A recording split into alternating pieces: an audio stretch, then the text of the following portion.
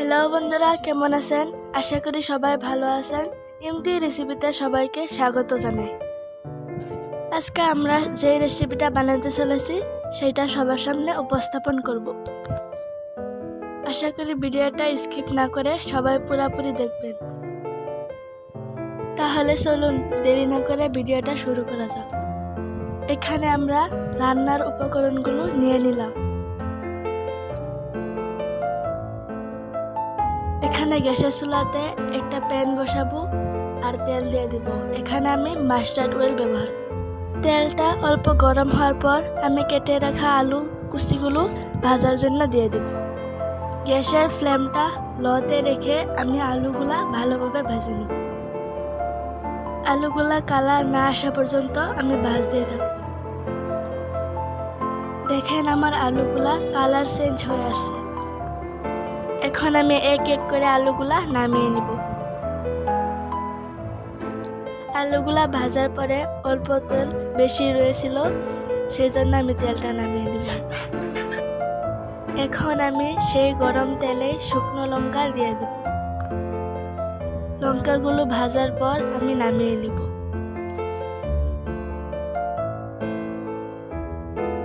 তারপর এখানে দিয়ে দিব কেটে রাখা পেঁয়াজ কুচি। পেঁয়াজ কুচিগুলো ভালোভাবে ভেজে নিব। পেঁয়াজ কুচিগুলো ভাজার পর আমি এখানে জিরা দিয়ে দিব। আমি এখানে আস্ত জিরাটা ব্যবহার করেছি। তারপর দিয়ে দিব এখানে তেজপাত।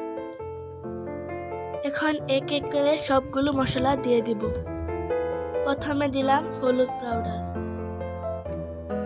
তারপর দিয়ে দিব জিরা, গরম মশলা, তারপর নাড়িয়ে নিব। আমি এখানে মরিচ গুঁড়োটা ব্যবহার করব না।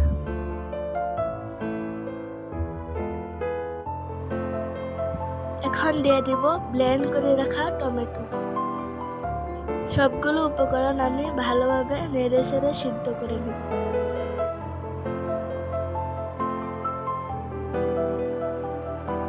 ভালোভাবে সিদ্ধ হওয়ার পর আমি এখানে দিয়ে দিব কুচি করে রাখা কাঁচা লঙ্কা। আমি এখানে দিয়ে দিব শুকনো লঙ্কা। এইভাবে সবাই গুঁড়ো করে নেবেন। যে যত পরিমাণ ঝাল খাইতে পছন্দ করেন সেই পরিমাণে শুকনো লঙ্কাটা ব্যবহার করবেন। এখন আমি দিয়ে দিব পরিমাণ মতো নিমখ। সবগুলো উপকরণ দেওয়ার পর আমি অল্প ভেজে নিব। এখানে সিদ্ধ হওয়ার জন্য আমি অল্প পানি ব্যবহার করব। মশলাটা আমার সিদ্ধ হয়ে গেছে। এখানে আমি দিয়ে দিব ভেজে রাখা আলু কুচি। সবগুলো আলু দেওয়ার পর আমি আলুগুলি মশলার সাথে নাড়িয়ে চাড়িয়ে মিক্স করে নিব। গ্যাসের ফ্লেমটা লোতে রেখে মশলা আর আলুগুলো ভালোভাবে ভেজে নিব। এই তো তৈরি হয়ে গেল আমার সুস্বাদু আলু কাটলি। রেসিপিটা আপনারা ঘরে ট্রাই করতে পারেন। খুব সুন্দর একটা রেসিপি। খুব কম খরচে আমি রেসিপিটা বানিয়ে ফেললাম। আমি এখানে কুচি করে রাখা ধনিয়া পাতা দিয়ে দিব। শেষে আমি ব্যবহার করব সিদ্ধ করে কেটে রাখা ডিমগুলো। ডিমটা আপনারা ব্যবহার করতেও পারেন, না করতে পারেন। এখন আমার রেসিপিটা পুরোপুরি পরিবেশনের জন্য রেডি হয়ে গেল। আমার রেসিপিটা যদি অল্প ভালো লেগে থাকে তাহলে লাইক কমেন্ট শেয়ার করবেন। আর এমন সুন্দর সুন্দর ভিডিও পাওয়ার জন্য আমার চ্যানেলটাকে সাবস্ক্রাইব করে রাখবেন।